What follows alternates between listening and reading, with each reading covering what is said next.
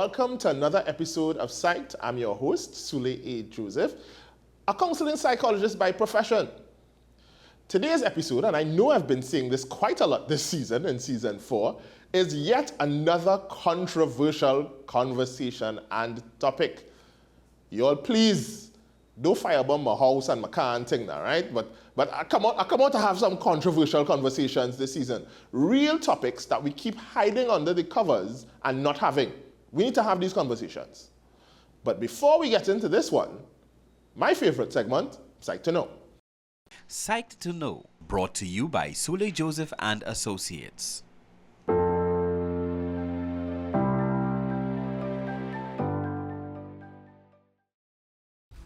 In 2018, Trinidad and Tobago decriminalized buggery, when the High Court of Justice ruled the country's laws on same-sex intimacy were unconstitutional.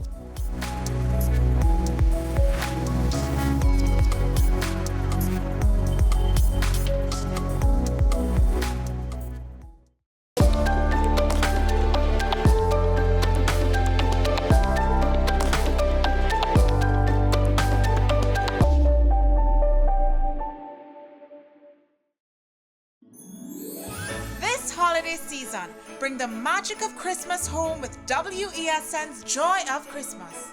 Relive timeless classics from the laughter to the heartwarming moments that make the season unforgettable. Hey, light the lamp, not the rat, light the lamp, not the rat! Santa's coming to town! Santa! Oh my God!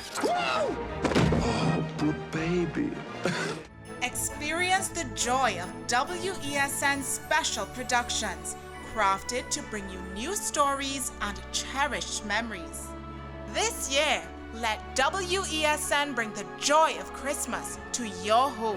Merry Christmas, Charlie Brown! Catch the spirit, catch the joy. Anchors away. May the force be with you. Only on WESN, your content capital.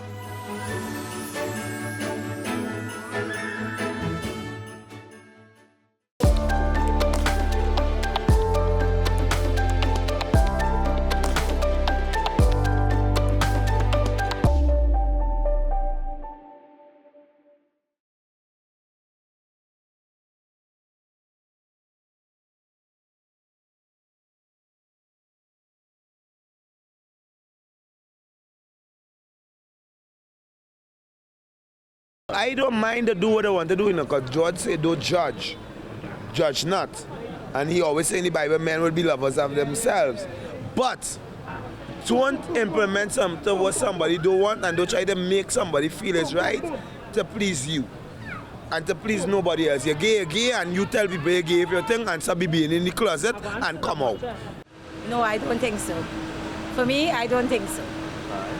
Why do you feel like so that's wrong? Because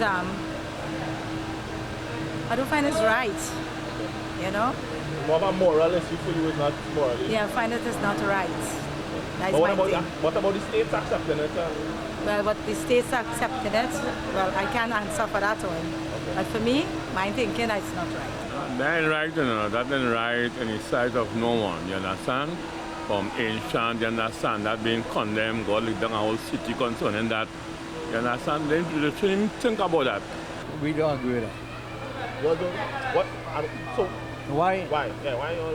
Why? Because it's not lining up with the Bible. Our belief is when you get married to a woman, or vice versa, right? If it's a man, you get married to a woman. If it's a woman, you get married to a man.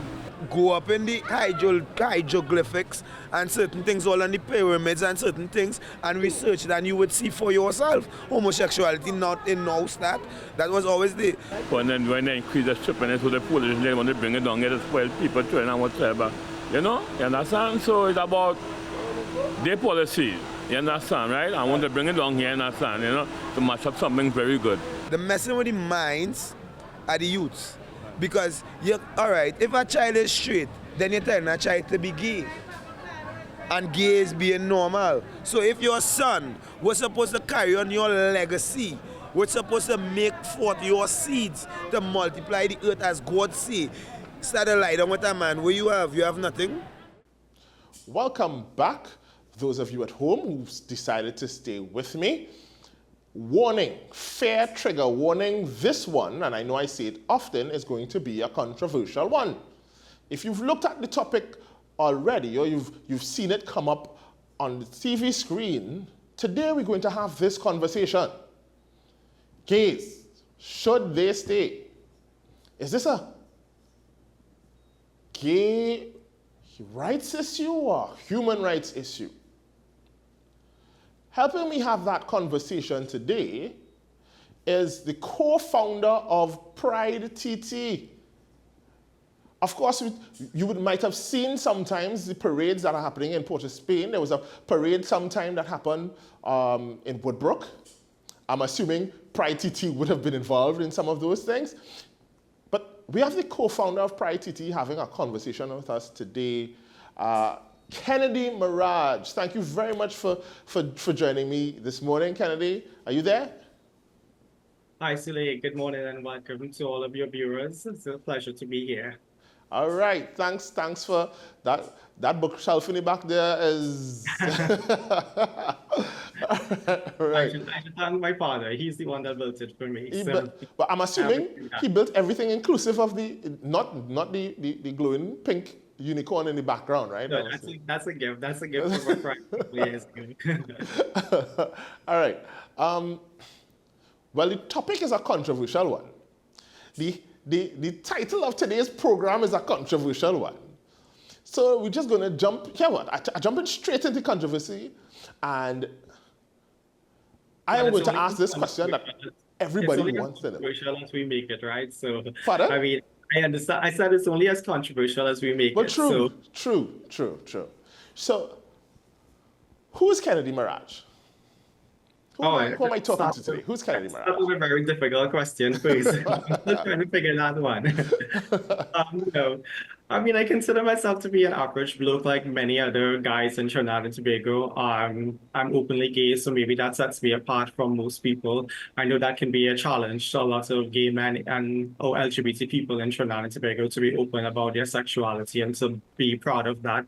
But it's something that I have had to overcome, challenges that I've had to overcome. But, you know, through the great love and support of family, friends, co-workers, and just a community of people, I've been able to, you know, be proud of that aspect about myself. But, you know, well, a lot of my work and my identity revolves around my sexuality. I'm just like everybody else, you know. I love tennis as a sport.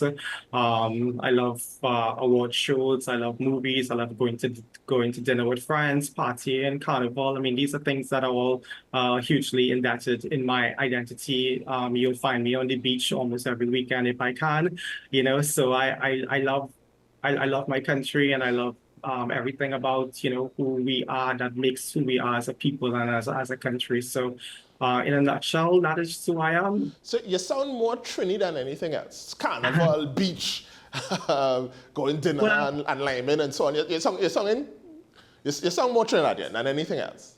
Well, I'm very proud of that, though, because, you know, I think there is this perception that in the gay community, because of levels of homophobia and discrimination, a lot of gay people would have had to leave their own country to find happiness and find peace and just find a life, you know.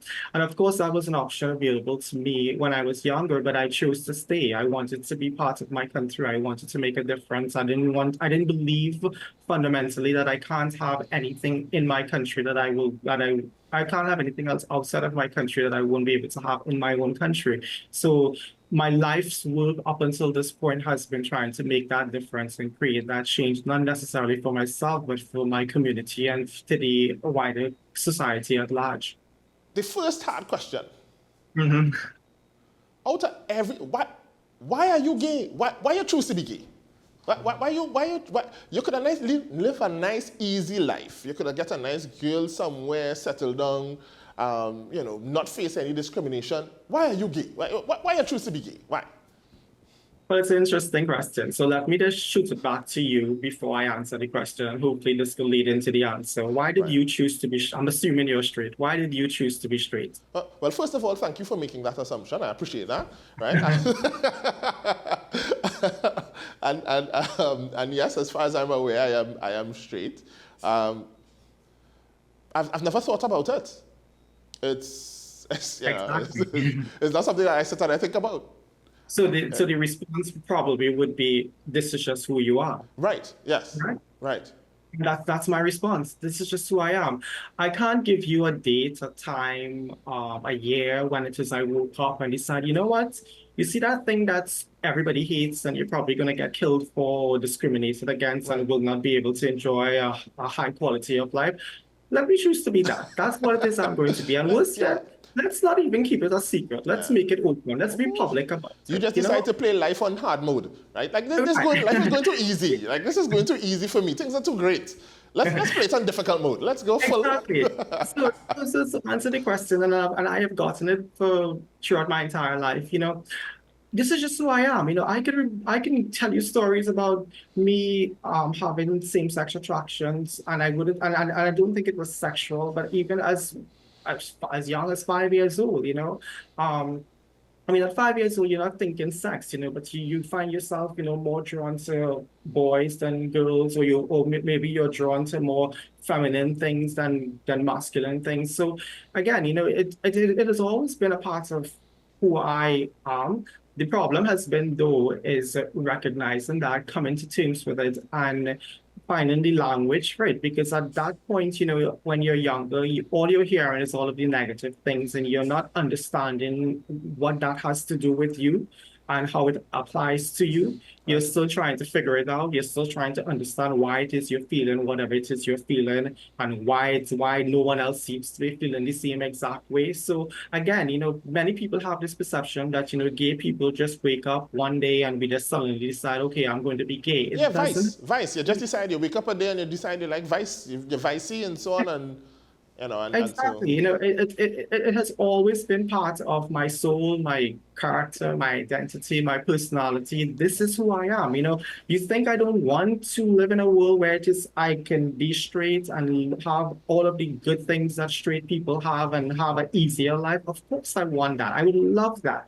But at the same time, life didn't give me that option.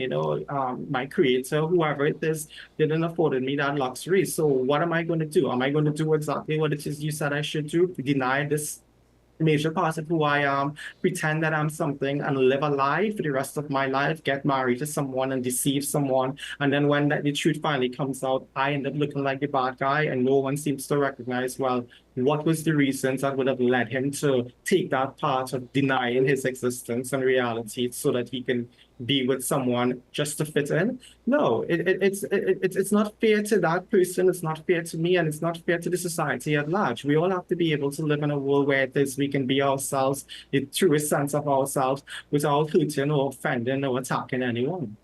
When did you feel as though you've come to the realization or found the words to describe what you felt?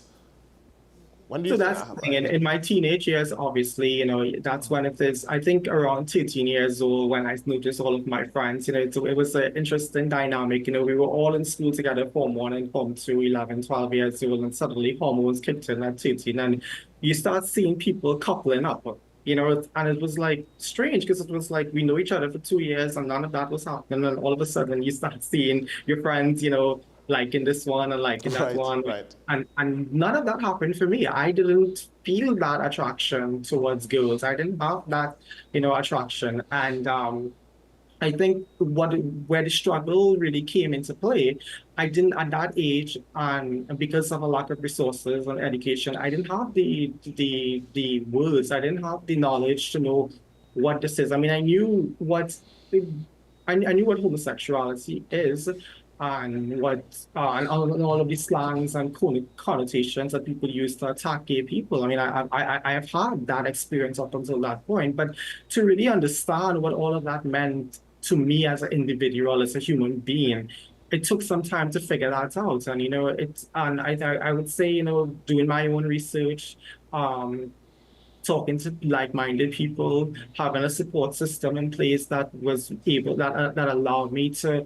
walk this journey in my own space and in my own time, that really helped me to just discover it on my own and embrace it. I think the discovery was always there. That's just that's the core part of who you are, but the problem is just to embrace it and to live authentically in that space. So Now, you mentioned a couple things, and some things jumped out to me automatically. You've been hearing rumors for years about politicians and leaders in Trinidad. Yes, you people out there, I say bacchanal, we go in full 100, we going to call the thing a spade a spade. So there are people in our political space, leaders, who are that way aligned, right? You may have persons who you know, homosexual persuasion, gay persons, gay men, lesbian women, and so on. In the political space, in senior leadership positions, for example, right? It spoke about in hushed tones and that kind of thing. But yet these persons are persons who don't come out and say anything about it. They, oftentimes, some of these same persons are married. And you see them married off and trying to live a particular life that fits with the traditional, right, what the traditional voter would want and so on. My thing, why do you feel as though our leaders don't feel brave enough to come out and be able to and share openly? I mean, you are, not that I'm trying to say that you're not a leader in your own right, but you don't want to operate your own political party, you know what I mean? Wouldn't somebody in that professional space coming out help the community a great deal? Well, the answer to that is plain and simple. It goes back to homophobia and discrimination. You know, a lot of people tend to think that, you know, those things don't exist in Trinidad and Tobago. Mind you, they're the same persons. I'm sure when you post this or when this airs and you look at the comments, you're going to see it. You know, I'm bracing myself for it. So people tend to think that these things don't happen because they see gay people or they see people who they think are gay living their lives and everything is fine and there's no incidents or high rates of incidents of gay people being attacked or killed or being discriminated against. So they think that, you know, everything is fine. But we know that it exists. You know, we see it every single day.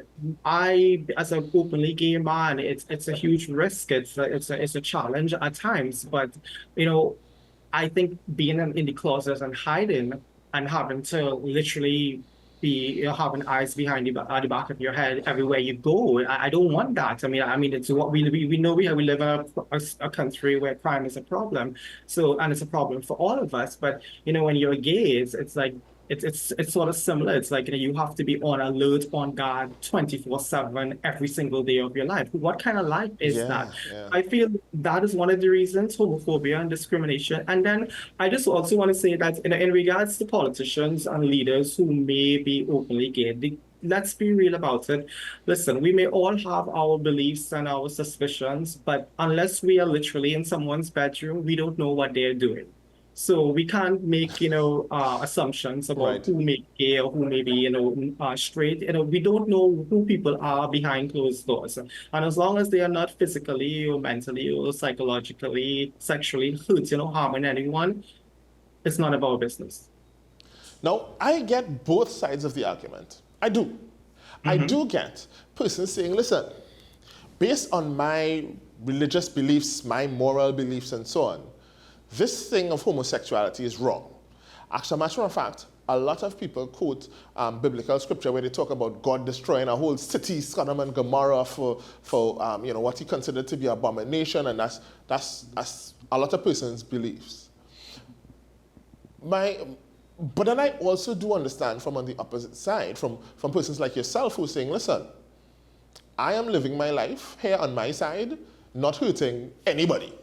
Right? I just trying to, just like you live in your life happily over here, I try to live my life happily over here, right? And somehow me living my life somehow is affecting you living yours, right? So apparently we can't breathe the same air because you existing and persons in your community who exist offends the very air of the rest of the right thinking society. You know, who are not supposed to tolerate that sort of abomination behavior because of some religious mandate given to them, right? So, I mean, I get it. I do. My question is though, right? And before I come to my question, I'd bring up something that came up recently. There's a rapper slash kind kind of R&B artist called Khaled, who recently got outed, right? And that made a big thing. Now, I did not know he was gay, to be honest. I like his music. I didn't know he was gay. Him being gay doesn't necessarily, like, what he does with his genitals in his bedroom really has nothing to do with the music, right? It's either I like the music, I don't like the music. His genitals are his, and what he does with his genitals when in the night is his. That's his business, right? Especially if it's between two consulting adults, right? I mean, that really has nothing to do with the music. However, I do think that to live in a space where people feel as though your sexual preferences, once legal, is something that can be lorded over you and used to manipulate you or to out you, I think is a really archaic and grotesque, and you know what I mean? It's to me, it's abusive. It's abusive, all right? If for whatever, your sexual proclivities is your business, all right? I am certain that, oh gosh, we're gonna get canceled for this one, you know. I know of several very heteronormative men who enjoy being penetrated by females, right? Mm-hmm. And so somehow that makes that a very masculine thing, and they are not gay because it's an act done with a female, right? Okay, no problem. But whatever you do in your bedroom is your business. And so we don't judge you and tell you can't exist, or what you produce is not something that we will consume because of your sexual habits. Mm-hmm. So now if we put that on the table for heteronormative guys and straight people, why is that now changed when we come to persons who are homosexual? What brings the difference is my question, really. Well, our gender colleagues will tell us, this is where toxic masculinity and sexism, comes into play. Because, we are so hung up on, doing things a certain way or being a certain man, doing manly or macho things. And if it is you deviate from that, you are less than a man. And this is where just, sexism comes into play. This is where the roots of homophobia stems from, because we really have to take a look into ourselves. What business is it of any of ours, what people do behind closed doors? At the end of the day, it should not matter. There's a lot that you said that needs to be unpacked about morality and religion. And I want to say that, I'm not a Hindu and I'm not a Muslim, so I can't speak so much to those faiths, but I am a Christian. And the last time I checked, God, Jesus spoke about love and compassion and about respect, tolerance. When he walked the face of the earth, he didn't walk the face of the earth with the saints and only the good people. He seeks all the people that society in those days would have ostracized and discriminated against. And you have to look at that. If you can't just cherry pick what messages you want from whatever biblical or spiritual text that you are subscribing to and say, this is what my God says, and I have to listen to what your God says. At the end of the day, gay people aren't telling you can't worship whoever it is you want to worship and preventing you from doing that. We are just simply saying we want to coexist in harmony and peace. You want a space too, as well. Exactly. And we want the same rights, privileges, and protections that are afforded to every human being based on the laws of our land afforded to us. That is what the gay agenda is really all about. It's not something that is nefarious. It's not something that society needs to be too concerned about in terms of, the entire world is going to be turned upside down. No, we have a lot of things that are already turning our world upside down that is definitely impacting our lives. Crime is a big problem in our country.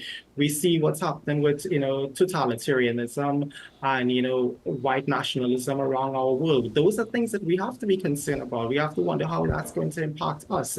Inflation and the shortage of foreign exchange. Many people are concerned about, am I even going to have my business, 12 months from now if these things continue? So when you talk about LGBT people, uprooting social norms and the entire world order, I mean, really and truly, we're not doing that.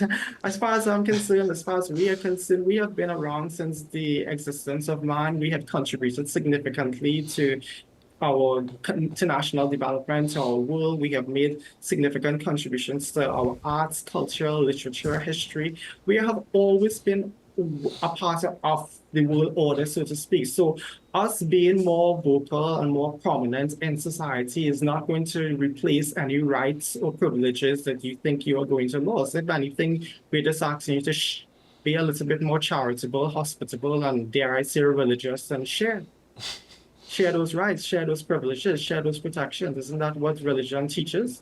All right. Well, I am going to be devil's advocate here, and I am going to say, you're not asking for us to forgive something simple like the pastor dipping in the collection plate or sleeping with some member's wife or those forgivable sins. Not the forgivable sins like your pastor thieving out all the money and buying a new car or infidelity and adultery and you're not asking for those forgivable sins. You want forgiveness for the worst possible atrocity, even worse apparently than pedophilia or worse than bestiality or worse than I don't know what else I could think of, but apparently the worst, the sin that is on top, the highest pinnacle of sins, which is to be a homosexual apparently, right? It's the worst of the worst. And so some persons, I suppose, would feel as though permitting that grave sin that's greater than all the others, I'm not sure by which metric, but it's greater than all the others, somehow will bring about doomsday to everybody. All right, so if you all are permitted to continue living this lifestyle, it may bring about doomsday to all, right? To everybody will suffer. That's one. Two, how dare you all take all the letters of the alphabet, right? Every day you all add in a new letter to the alphabet, LBGT, QIA plus whatever. So every day another letter is added or another group is added. People feel as though you all are trying to take over and everything. So how dare you all do that? And then of course 3, all right. You all have some hidden conspiracy to try to take over the world and corrupt all these young children and turn everybody gay and to make heteronormative people and straight people seem like that's the wrong thing and gayness is the cool, correct thing to do, and you all are trying to secretly take over our society with the gay agenda. So these are some of the issues, I think, on the plate where a lot of people are concerned and upset. And I feel as if we give the gay community an inch, this is what will happen. Y'all will take over. Y'all will turn the world upside down. You might bring Ragnarok or you know what I mean? Or you bring revelations upon us. God will scorch the earth and so on. That kind of thing.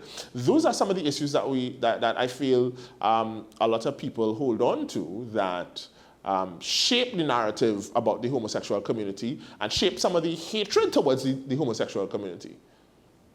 All right? So you have to ask yourself who's actually perpetuating that. So I want to say when it is we use the word the gay agenda, first and foremost, I feel like that has been weaponized against the LGBTQ plus community around the world because to make it seem like, we are out to, as you just said, shake up everything and change the landscape of our world as we know it, So the question then becomes, who's perpetuating that and where are they getting that from and why are people believing in those things? At the end of the day, gay people are your brothers and sisters, are your neighbors, your colleagues, the bus driver, the maxi driver, the policeman, the ambulance official who may come and save you, your doctors, nurses, lawyers, politicians. We are part of every fabric and every individual occupation you could think of in our country and around the world. So if you're saying that, we are less than and we should be excluded from the world, so to speak, I have to ask, where's your religion and where is your morality? Because how can you sit by and look at people who are being discriminated against and oppressed and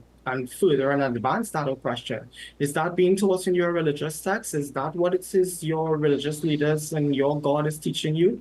And to go back to your earlier points about forgivable sins, I'm listening to it, and it's the first time I ever heard that term, because I'm not that much of a religious person as much as I am a spiritual person, but I don't think any God has ever put a hierarchy on sins to say that, okay, well, if you do number 10, I could forgive you, but if you do number 5, you probably will make it halfway to hell. If you do Actually, there's one. There's one, Yeah. according to the Bible, there's one sin I think that's unforgivable, and that's, I think, cursing God. I think other than that, all sin is sin. There's no. And it's not our place to criticize, to judge what people do, even when they are doing sin. Now, if it is you're breaking the law, you're breaking the law. That's separate and apart. But when it is you're met with your maker, that's between you and him. You can't say, okay, well, you can't do this or you shouldn't do this because I condemn you. It's not your place to condemn anybody. That's your God. That's between you and your God, So we have to be clear about that. So one of the things about being religious, regardless of what religion that you are, you have to come from a place of love and compassion. And fundamentally, you have to not be judgmental. And if it is we are going to walk in judgment, then you are not walking in religion. I don't care what religion that you are and subscribe to, that is not what religion is about. Religion is supposed to be your guiding principle, your North Star. It's supposed to teach you how to love your neighbor with compassion, even when it is, you may not agree with them, even when it is you're a Christian and your neighbor may be a Muslim or Hindu. This is the beauty of our country, and I think sometimes we take that for granted, that we are a country. We talk so much about us being a multicultural nation, but it's one of the great things that is the definition of our country, where it is you can have a mosque, a temple, and a church on the same street or in close proximity to each other. Yeah. Places in a world where that does not exist, and if it does, it leads to anarchy, it leads to protest, it leads to a complete total disruption of the country's natural orders. So be proud of who we are and understand that we are not here to judge anybody, we are not here to criticize anybody, but if you are in that space, go educate yourself. Even if it is your leaders that you respect are telling you these things, we all have individual minds and individual thoughts. Figure out, well, I know my pastor said so and so, and I know the prime minister said so and so, but the neighbor next door is that person, and he's the first person that comes to my aid if anything goes wrong.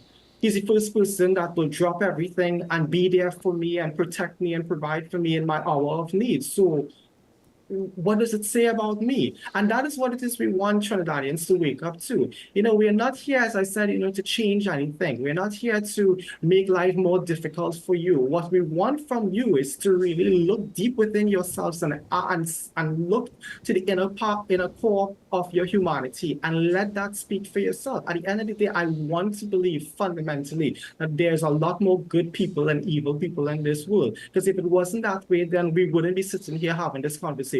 You reminded me of someone who came to me and they said, listen, Suli, I hear you're good. I hear you're a real good therapist. A family friend, and they said, here's what. We just found out so-and-so is gay. I need you to fix them. So I said, well, fix what exactly? Mm-hmm. Oh, well, fix it. I was aware.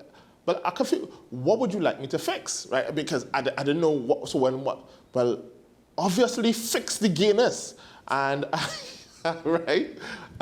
And so I had to kind of have this conversation. I was like, all right, I need to have a session with you, because here's the thing.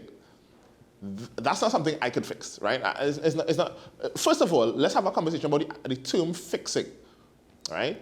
You are assuming that this is something that needs fixing, like it needs to be, like the person is broken, right? So the idea that somebody who, so even in wanting to help, even in wanting to, coming from a good place, I think we still even view how we treat with the homosexual community wrong, because we look at it as fixing it. So you are a broken person, right? So you are broken, and because you're broken by your sexual choice, that has to be fixed.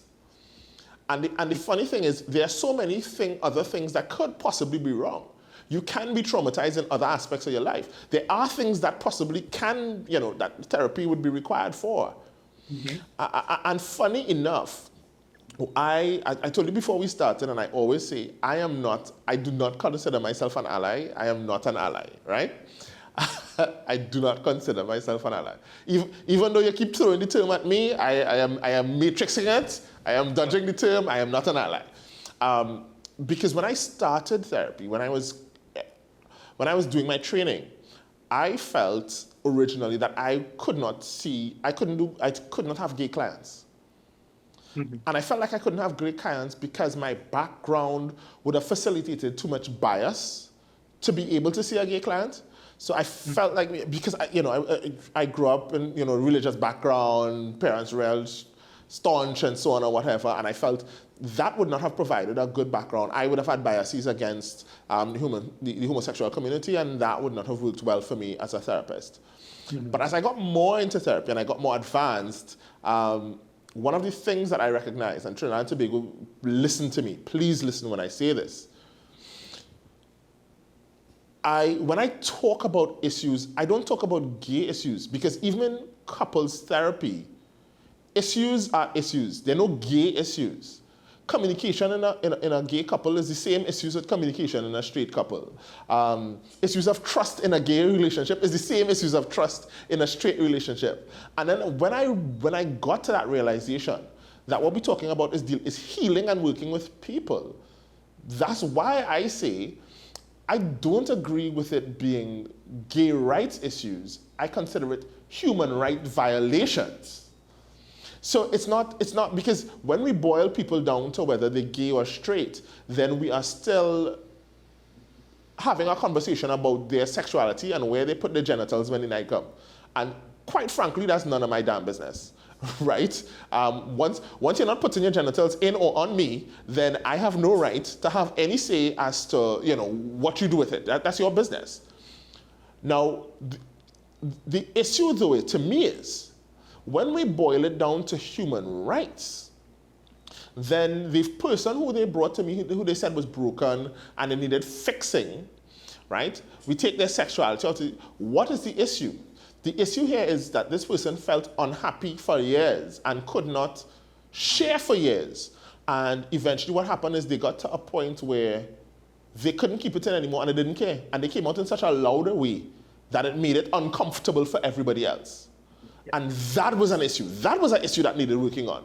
The person needed to be comfortable enough in their skin not to have to prove to everybody and feel as though everybody was attacking them all the time or everybody was looking all the time. They needed to feel comfortable in their choice and in their sexuality and when the choice to come out and all that. They needed to feel comfortable in that. Just like anybody else who would feel suppressed for some reason for years. Maybe you are a brilliant singer and your family is not into music for some reason and they think it to be, whatever. And you're secretly writing music for years, you're writing music, you know what I mean? And then you get an opportunity to just burst out with a great song and you come out and so that in itself will have some level of issues. Some issues in terms of a chip on your shoulder where you feel you need to prove things to everyone. Those are issues that need to be resolved. Not necessarily where you choose or where you choose to put your genitals in the night or what natural inclinations you have or attractions you have. I feel like that's a moot point, right? So when we get to the part where we talk about the gay agenda though, I think that may have some legitimate concerns for fears for people. Because let's be real here. One of the things people point out and argue all the time is that every single Netflix show now has some kind of gay person in it, right? There's always a gay person, there's always a subplot with some homosexual subplot in it and stuff, and people feel like, they're tired of seeing it in these shows all the time, all right? What do you say to that? And then they point to that as being part of the gay agenda. Well, I have to directly question back to them. Why does it upset you so much? I mean, what we are seeing and what we are witnessing is just human expressions of human love, So it's if that upsets you to the point where it is you are, you're turning off the TV, you're so outraged, and the child that is being raped or killed, or the high level of crime rate in our country is just, passing news to you, and you're not upset and outraged by that, then I think you need to check your priorities. At the end of the day, it all comes back to, to this, when we talk about homophobia and discrimination and how it presents itself in our society. This is a clear and direct example of it. Gay people, as I said, have been around for so many years. We have grown up watching, all different expressions of human love from a heteronormative standpoint. No one had an issue with that. Then, we had the issue with, interracial coupling. And suddenly we start seeing that, just as we are seeing now on a lot of gay representation of gay love on our TVs, we started seeing that back in the 60s and 70s, and people had issues with that. What would you have said to those people who had issues with that? What would you define them as? What would you call them out as? I mean, I don't like to be that judgmental, but I want people to recognize that even when it is they're claiming, they're clutching their pearls and claiming morality and spirituality and religion and all of these things, at the end of the day, what you're really saying is that you're being homophobic. And your child watching this is not going to make them gay. As I said, I grew up in a household much like you in a time and era when we did not see those things. I only saw heterosexual representations of love and sexuality in every single TV and movie. And guess what? I'm still gay. It never changed me. It never made me straight. You actually think your child who is coming, maturing and developing and being their own person or coming into their own person is going to see two good boys kissing or two guys kissing or two girls holding hands or whatever it is that they are seeing, and they're suddenly going to be that. It doesn't work that way. I mean, I'm sorry to wake people up to the reality, but that is not the way how being gay works. It's not a switch that we can switch on, switch off at any given point in time. I know some people think that that's what it's like, but it really isn't. And I can tell you for 100% as a gay man, as an openly proud gay man, no child watching any measure of homosexual acts is going to look at that and say, I want to be that, and this is who I am for the rest of my life. This is where you as a parent, I think, gets the opportunity to be a good parent. You get to explain, you get to impart knowledge on them that doesn't come from a place of hate or ignorance. A lot of the things that you just mentioned earlier, and even the topic that we are discussing today's show, I always like to tell people when we have this conversation, I always ask people, what is your starting point? Meaning, where are you coming from? And where you're coming from will define the outcome that you learn at the end of it. So if your starting point is to come from a place of hate and ignorance and complete homophobia, then nothing I say or do, how I present myself, no facts, no statistics, no history that I quote for you is going to make a difference, because you are going to stay stuck in your ignorance and hate. So which is why, as I say, and I love the fact that you were so open about saying, when you started off, you did not want to have LGBTQ plus clients because of your background. And then you did your research. And not just research, but you started to expose yourself to these people that you didn't admittedly know much about. Correct. And then you I really didn't. Yeah. And you came to the conclusion that, you know what? When a straight couple is talking about infidelity or trust or whatever issue, it's no different than what a gay couple talks about. Yes. So that's the message that I want everybody who is watching here, all Trinbagonians, to understand, is that I am not asking you to have a radical shift in your religious beliefs and ethical beliefs and moral beliefs or whatever, but I want you to really question. You have been taught and conditioned for so many years to hate something that you know very little of. Because when we ask the questions, why do you hate and what it is you really hate, we get a whole bunch of nonsense that most people can't really answer. They can't really give a clear-cut reason why it is they hate without quoting the Bible. They can't tell you why, but this is their neighbor, this is their son, this is their child, this is their parent, this is their school teacher, these people exist and they're interacting with them whether they know it or not. So why do you hate? So just like you, ask yourself that question first and foremost.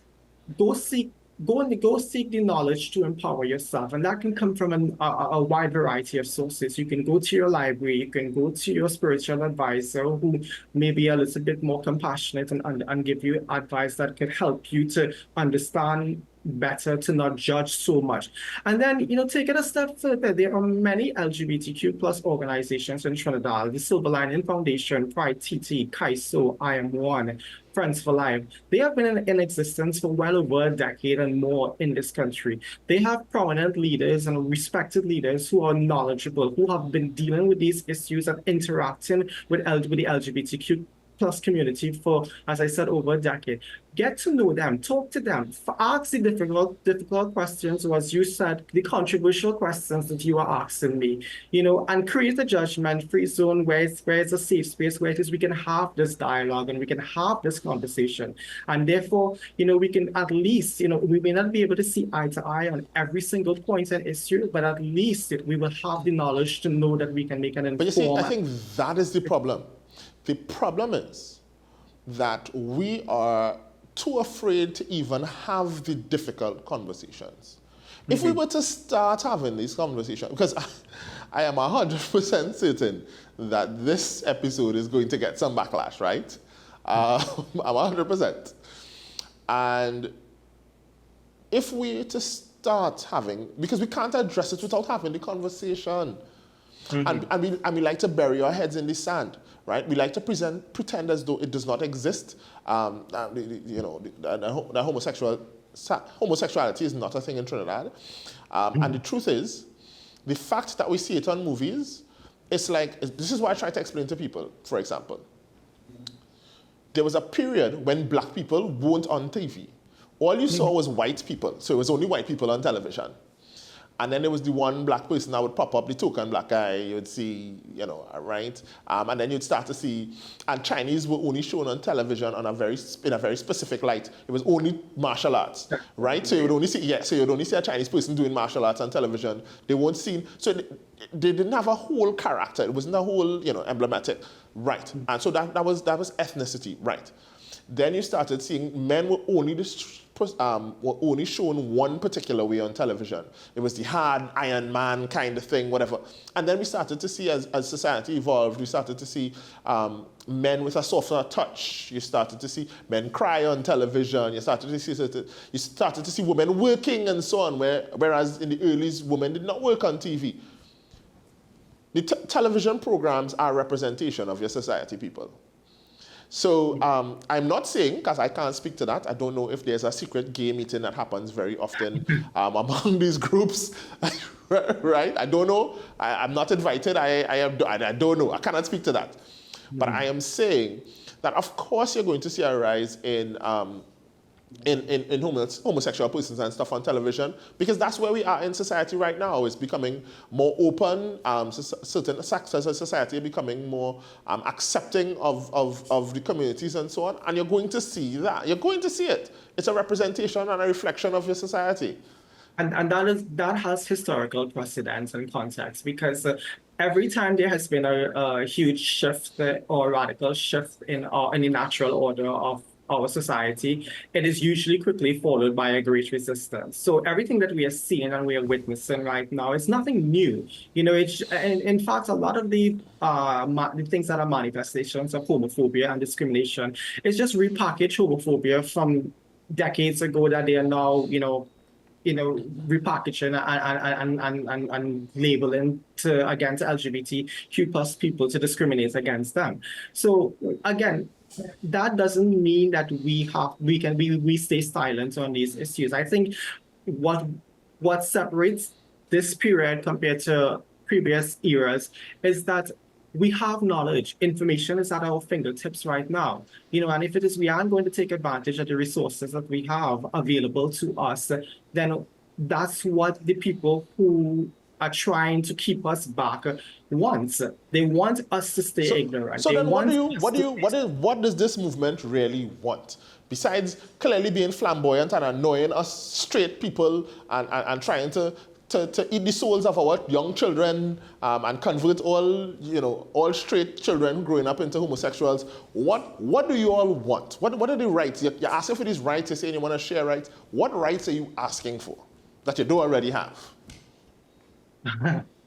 Well, firstly, let me just say all of those things that you said. I know it was just a joke, but just to be clear, those are not things that the LGBTQ community stands for. I don't think there's any group around in Trinidad, the Caribbean, or around the world has ever said that we want to do any of those things. So I want to put that out on the table and say that publicly. Okay, all right, okay. So you're not trying to convert our children and stuff. All right, fine, go ahead. Well, I just said to you, if it is I grew up watching, straight people all my life and I never tuned out straight, then how do you think your children watching gay people on television is going to make them gay? I mean, I'm trying to understand the logic behind that. It simply... Well, I don't know. We'll see. Maybe this program might turn somebody gay and then it'll be your fault. But what rights? Well, I mean, listen, I believe I have superpowers. I don't think I'm that great at it. No one has made a movie from my superpowers. Maybe, I don't know. We'll see. But in terms of the rights, a lot of people... It's a good question because people tend to think that well, everybody has rights in this country. Nobody's being discriminated against. But as an openly gay man, there are many opportunities that I don't have available to me. So, for example, one of the big things that the LGBTQ plus community has been pushing for quite a number of years and advocating for is the amendments to the Equal Opportunity Act. So think about it for a second. We live in a multicultural society. I just give you the wonderful sentence that, we are one of the few countries in our world where it is, you could have a mosque, a temple, and a Christian church on the street. That's great. That's part of what makes us unique and powerful as a nation, right? So our government would have said, let's try to make sure that we maintain this, let's make sure that, all of these different creeds and races and religions that are living in harmony in this country, we always maintain that. So we created this law to protect that, to protect people from discrimination, of any kind based on any factor. Well, what ended up happening when that law was created, it ended up discriminating people more than it protected people from discrimination. So while it provided the protection for many classes of person, it excluded persons based on their sexual orientation or gender identity. And then imagine based on someone's age or HIV status. Those things are not grounds for protection in that act according to our laws in Trinidad and Tobago. So as an openly gay man or as a closeted gay man or as an LGBTQ plus person, any employer can take one look at me without giving me a reason and say, you know what, I find you looking like a bleep and I don't want to have you in my premises or on my job. You're getting up the place, man. You're getting up the place. Yeah, exactly. You're going to just, what is my legal recourse? Now, if it is you going there and they said, I don't like that you are a Muslim or a Hindu. Right. That I don't believe that is not my belief. That is not what I want to represent, represented for my companies. You can go based on the laws of our land and file a lawsuit against that. Discrimination. But I didn't realize that sexuality wasn't a grounds wasn't catered for under that. Okay. So again, when we talk about the lowest hanging fruit, a lot of people like to politicize. Oh, we're out to change the entire world order. We want gay marriage and we want this and that.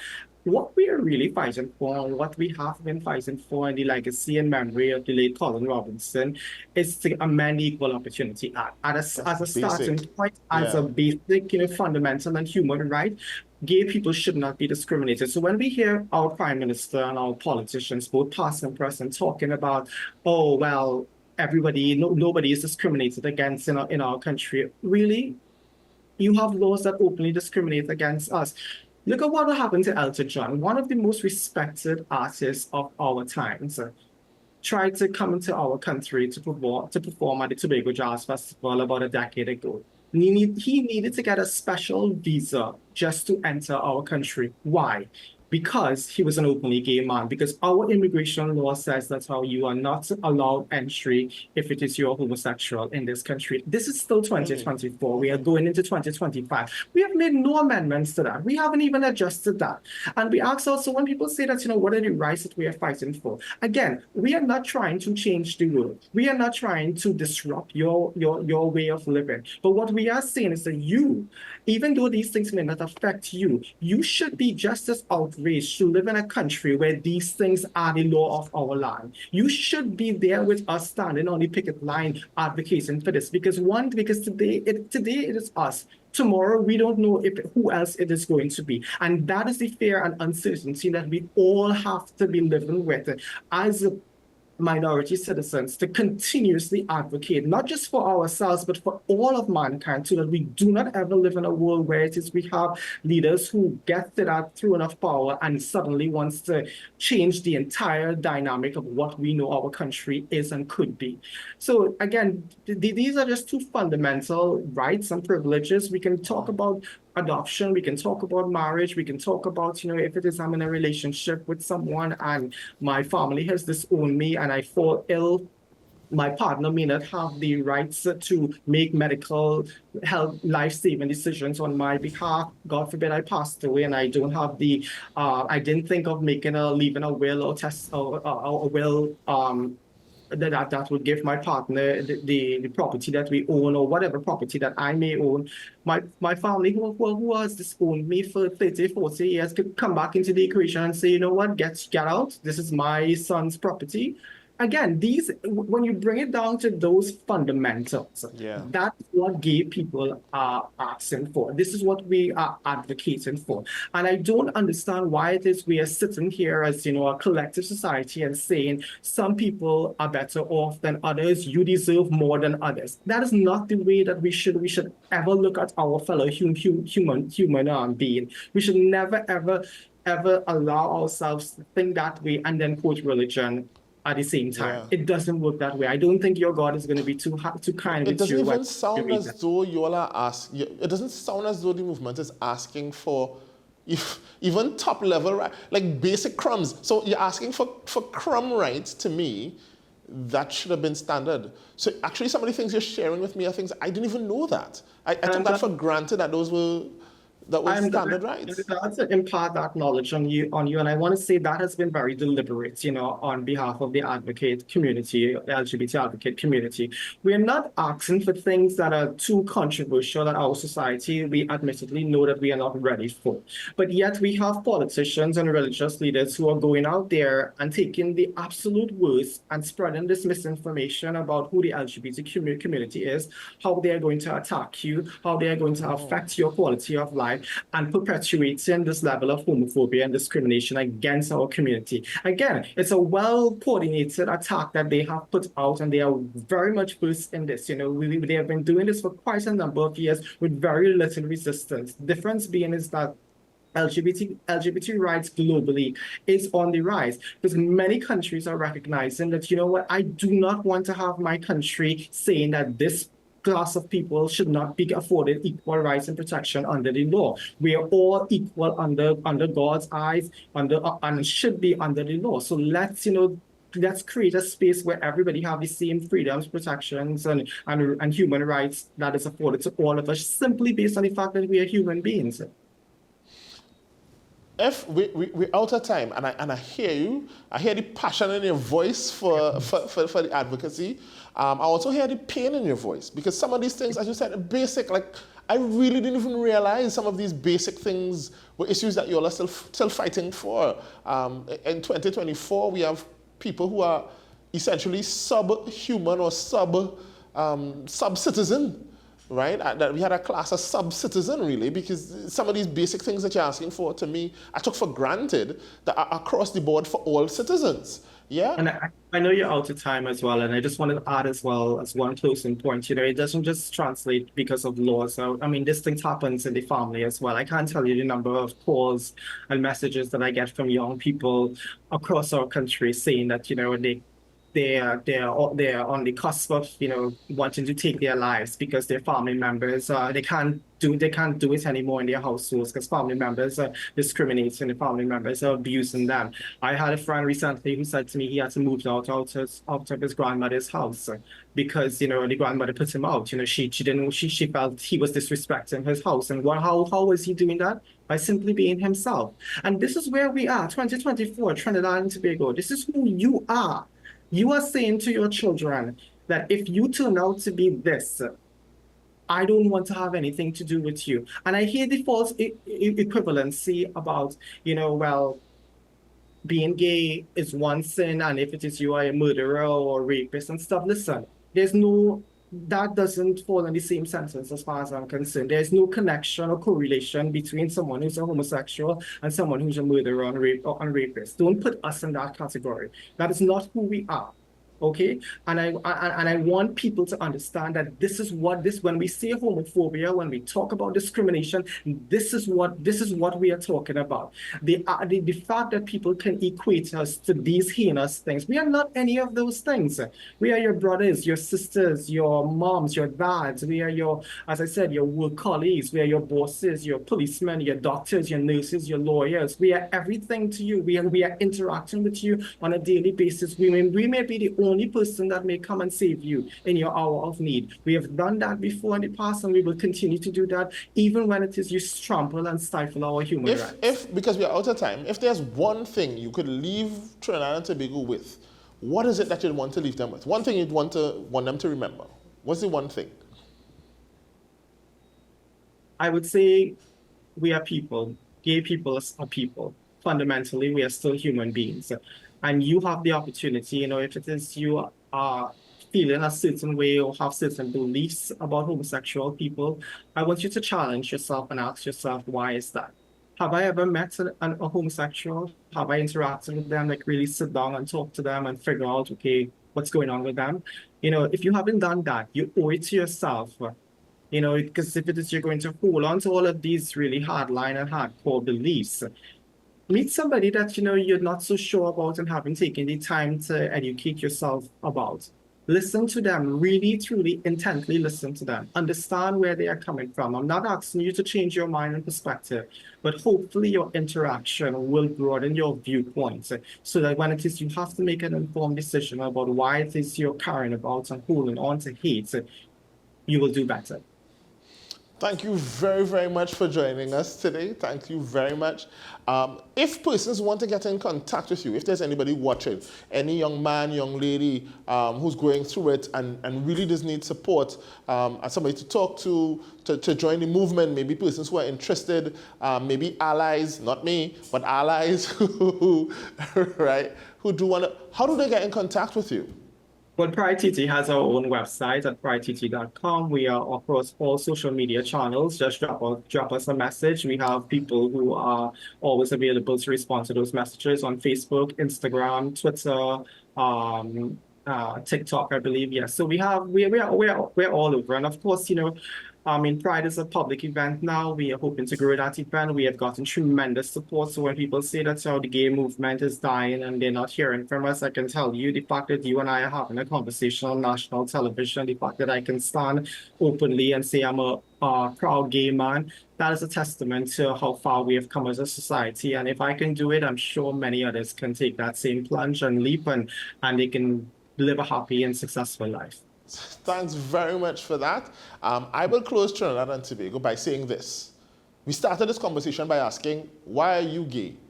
And it was answered by asking, why are you straight? Think on that. Think on that, Trinidad and Tobago. The next time you want to ask, why is this person gay? Why are you straight? Yeah? Let's think on that. And then remember that what makes us different, at the end of it all, we are still human beings together, and we should treat each other with the respect and dignity, at least, that a human being deserves. Thank you all for tuning into today's program. I know some people are going to be particularly ticked about this one, but just wait till next week. I might have one that's even more controversial. All right? So see you right here on WESN, same time, same place. Next week, please, God. Until then, stay psyched.